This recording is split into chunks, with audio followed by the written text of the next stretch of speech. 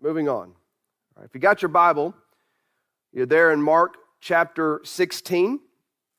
Mark 16, one verse this morning, and that is, again, very familiar passage. Mark 16, verse number 15. By the way, we dealt with this when we talked about the background and the belief why we hold to the King James Bible.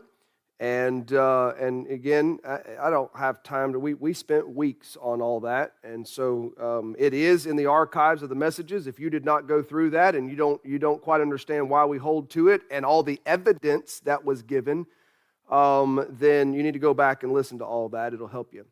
But we do know a lot of modern versions will either completely remove the last section of the chapter 16 in Mark. They'll only go up to a certain point, but then it does not go into the last area here, especially verse 15 down through verse number 20. A lot of that is completely missing from modern versions, or they put it in there, but they put a footnote in there very boldly stating that the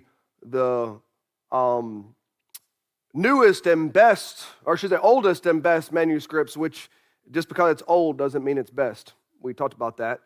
But they'll say, the majority manuscripts that we find do not even give credence to these passages, these verses being in Mark 16, which is a bunch of crock, honestly, because the majority text actually does give credence to that being there.